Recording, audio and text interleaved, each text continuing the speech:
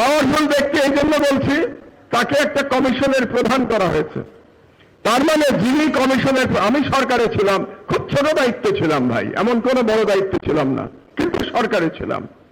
কিন্তু আপনি যখন সরকারে থাকবেন, সরকারের অংশ হবেন, আপনার প্রতিটি কথা সরকারের কথা, এটা মনে রাখতে। আমি ব্যক্তি মাহমুদুর রহমান এখন যেটা বলতে পারবো, আমি কোন দলীয় সরকারের অধীনে গেলে আমি বলতে পারবো না, কারণ আমার কথা তখন সরকারের কথা। তা আমি জানতে চাই, বাংলাদেশে মৌলবাদের উত্থান ইফতেখারুজ্জামান কোথার থেকে দেখলেন আবার নতুন করে? এই একই বয়ান দিয়ে বাংলাদেশে ফ্যাসিবাদ প্রতিষ্ঠা হয়েছে। শেখ হাসিনা 16 বছর ফ্যাসিস্ট শাসন চালাতে পেরেছে, এই মৌলবাদের কাজ ফেরি করে তারা চালাতে পেরেছে। এই মৌলবাদের কাজ ফেরি করে বাংলাদেশে গুম খুন হয়েছে, এই মৌলবাদের কাজ ফেরি করে বাংলাদেশে আয়নাঘর হয়েছে, এই মৌলবাদের কাজ ফেরি করে বাংলাদেশে বিচার বহির্ভূত হত্যা হয়েছে, হাজার হাজার মানুষকে হত্যা করা হয়েছে মৌলবাদের কাজ ব্যবহার করে। আপনি ইফতেখারুজ্জামান এই সরকারের আমলে আবার আপনি মৌলবাদের কাজ ফেরি করছেন। আপনার উদ্দেশ্য কি? আবার নতুন কোন আদলে ভারতীয় সাম্রাজ্যবাদকে বাংলাদেশে প্রতিষ্ঠা করা, এটা আপনার উদ্দেশ্য। আপনি সাম্প্রদায়িকতার বিরুদ্ধে বলেন, আমরা আপনার সঙ্গে আছি। মৌলবাদ শব্দ ব্যবহার করবেন না।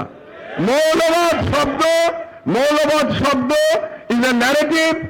এটা হচ্ছে ওয়ার এগেনস্ট টেরর, বুশের যে ওয়ার এগেনস্ট টেরর এবং ইন্ডিয়ার হিন্দুত্ববাদের ন্যারেটিভ হচ্ছে মুসলমানদের মৌলবাদী বলা, এটা তাদের ন্যারেটিভ।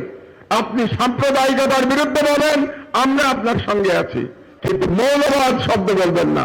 আমরাও সাম্প্রদায়িকতার বিরুদ্ধে, কিন্তু সাম্প্রদায়িকতা কি কেবলমাত্র মুসলমানদের মধ্যে? অন্য ধর্মের সাম্প্রদায়িকতা নাই? আপনার এই যে এত বড় একটা প্রতিষ্ঠান বাংলাদেশের হিন্দু বৌদ্ধ খ্রিস্টান পরিষদ, এটা তো একটা প্রকাশ্য সাম্প্রদায়িক সংগঠন, তাহলে তার বিরুদ্ধে তো আপনি কখনো বলেন না। তার নামের মধ্যেই তো সাম্প্রদায়িকতা, হিন্দু বৌদ্ধ খ্রিস্টান ঐক্য পরিষদ, এটা তো by name is a communal organization. আপনি সকল সাম্প্রদায়িকতার বিরুদ্ধে বলেন, আমরা আপনার সঙ্গে আছি। কাজে আমি সরকারকে সাবধান করতে চাই, সতর্ক করতে চাই, মৌলবাদের কার্ড আবার নতুন করে খেলবেন না বাংলাদেশে। আর অতি ইসলামিস্টদের সম্পর্কেও আমার কিছু কথা আছে। অতি ইসলামিস্ট হবেন না। 16 বছরের ফ্যাসিবাদী সরকারের আমলে আপনারা লড়াই করতে পারেন নাই।